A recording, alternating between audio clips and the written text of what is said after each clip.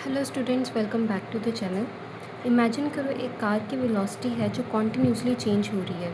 अगर हमसे कोई पूछे कि एग्जैक्टली इस मोमेंट पर एक्सेलरेशन कितनी है, तो इसमें एवरेज एक्सेलरेशन का फॉर्मूला काम नहीं करेगा। हमें चाहिए होगा इंस्टेंटेनियस एक्सेलरेशन। सो इंस्टेंटेनियस एक्सेलरेशन का मतलब क्या है कि किसी पर्टिकुलर इंस्टेंट पर वेलोसिटी कितनी रैपिडली चेंज हो रही है, उसको हम क्या बोलेंगे, इंस्टेंटेनियस एक्सेलरेशन। अब जो वेलोसिटी टाइम ग्राफ है उस पर अगर इंस्टेंटेनियस एक्सेलरेशन को फाइंड करना है तो हमें सबसे पहले जिस पॉइंट पे हमें फाइंड आउट करना उस पॉइंट पे पहले एक टेंजेंट ड्रॉ करनी पड़ेगी। फिर उस टेंजेंट का हम स्लोप कैलकुलेट करेंगे और फॉर्मूला लगाएंगे a is equal to limit delta t tending to zero delta v by delta t या फिर d v by d t. So यानी इंस्टेंटेनियस जो एक्सेलरेशन है वो किसके इक्वल होती है, स्लोप ऑफ द टेंजेंट किसका, वी टी ग्राफ का, वेलोसिटी टाइम ग्राफ का। अब अगर टेंजेंट ऊपर की तरफ जा रही है तो हमारे पास स्लोप आएगी पॉजिटिव और एक्सेलरेशन भी क्या हो जाएगी, पॉजिटिव। अगर हमारी टेंजेंट डाउनवर्ड की तरफ आ रही है तो स्लोप हो जाएगी नेगेटिव और एक्सेलरेशन भी आएगी नेगेटिव। और अगर जो टेंजेंट है वो हॉरिजॉन्टल आ रही है तो हमारी स्लोप हो जाएगी ज़ीरो और एक्सेलरेशन भी कितनी आएगी, ज़ीरो। अब कुछ एग्जांपल्स देख लेते हैं। मान लो एक कार जो है वो पहले रेस्ट पे थी और उसके बाद वो चलना स्टार्ट हुई, उसकी स्पीड इंक्रीज़ हुई। तो पहले कार रेस्ट पे थी, ठीक है, उसकी वेलोसिटी थी ज़ीरो, फिर वो टाइम के साथ उसकी वेलोसिटी इंक्रीज़ होती गई। तो हमारे पास इस केस में वेलोसिटी टाइम ग्राफ कैसे आएगा, स्ट्रेट लाइन ग्राफ आएगा विद पॉजिटिव स्लोप और पॉजिटिव एक्सेलरेशन। नेक्स्ट एग्जांपल देखते हैं। एक साइकिलिस्ट है जो साइकिल चला रहा है और उसने सडनली ब्रेक अप्लाई की और उसकी स्पीड स्लो हो गई। सो इस केस में साइकिलिस्ट था, वो चल रहा था तो उसकी साइकिल की कुछ ना कुछ वेलोसिटी थी, लेकिन जब उसने ब्रेक लगाई तो धीरे धीरे करके उसकी जो साइकिल है वो स्लो डाउन होती गई। तो हमारे पास यहाँ पे वेलोसिटी टाइम के साथ डिक्रीज़ होती गई। तो हमारा जो स्लोप है इस केस में नेगेटिव आएगा और एक्सेलरेशन भी क्या हो जाएगी, नेगेटिव। नेक्स्ट एग्जांपल, एक ट्रेन है जो कांस्टेंट स्पीड से मूव कर रही है, अपनी वो स्पीड जो है वो चेंज नहीं कर रही है। तो इस केस में हमारे पास ग्राफ क्या आएगा कि जो वेलोसिटी है वो सेम रह रही है। जैसे यहाँ पे अगर 6 मीटर पर सेकंड वेलोसिटी है तो वो टाइम के साथ उतनी रह रही है, चेंज नहीं हो रही है। तो इस केस में हमारे पास ग्राफ कैसे बनेगा, इस तरह से हॉरिजॉन्टल लाइन और एक्सेलरेशन क्या आएगी, ज़ीरो।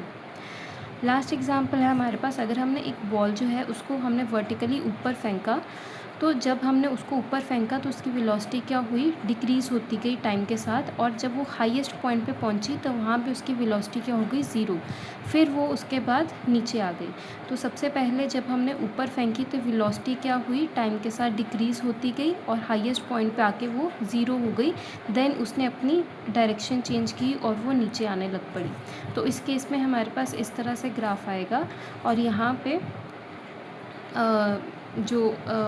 हमारे पास क्या होगा कि जो वेलोसिटी होगी वो तो यहाँ पे जैसे इस पॉइंट पे ज़ीरो हो गई, ठीक है, जब वो अपने हाईएस्ट पॉइंट पे पहुँची, लेकिन यहाँ पे एक्सेलरेशन ज़ीरो नहीं हुई। यहाँ पे acceleration due to gravity present है, तो यहाँ पे एक्सेलरेशन ज़ीरो नहीं होगी लेकिन वेलोसिटी ज़ीरो होगी। अब आप सिंपली याद रख सकते हो कि अगर अपवर्ड लाइन आई तो हमारे पास क्या होगा, स्पीड अप हो रही है, वेलोसिटी इंक्रीज़ हो रही है तो पॉजिटिव एक्सेलरेशन। डाउनवर्ड लाइन हो तो स्लोइंग डाउन, नेगेटिव एक्सेलरेशन। और अगर हॉरिजॉन्टल लाइन हो तो कांस्टेंट वेलोसिटी या स्पीड है और एक्सेलरेशन हमारे पास आ जाएगी ज़ीरो।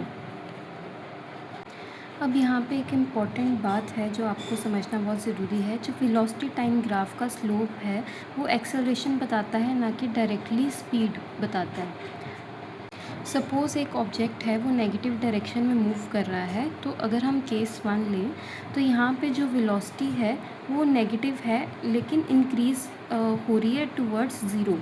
सो वेलोसिटी जो है वो लेस नेगेटिव हो रही है और ऑब्जेक्ट जो है वो स्लो डाउन कर रहा है। तो इस केस में जो हमारे पास एक्सेलरेशन होगी वो पॉजिटिव होगी। और सेकंड केस में अब जो वेलोसिटी है वो और ज़्यादा नेगेटिव की तरफ जा रही है और ऑब्जेक्ट जो है उसकी लेकिन स्पीड इंक्रीज़ हो रही है, ठीक है, उसकी स्पीड इंक्रीज़ हो रही है। तो इस केस में जो एक्सेलरेशन होगा वो हमारे पास नेगेटिव आएगा। तो हमेशा ज़रूरी नहीं होगा कि अपवर्ड स्लोप है तो जो ऑब्जेक्ट है वो स्पीड कर रहा है, या डाउनवर्ड स्लोप है तो उसकी जो स्पीड है वो कम हो रही है। तो स्पीडिंग अप या जो स्लोइंग डाउन है वो डिसाइड करने के लिए हमें वेलोसिटी और एक्सेलरेशन दोनों के साइंस को देखना पड़ेगा। सो अब हमारे पास एक्सेलरेशन बेसिकली क्या है, rate of change of velocity, और हमें इसको कैसे निकाल सकते हैं, average acceleration v2 minus v1 upon t2 minus t1, या फिर change in velocity upon change in time.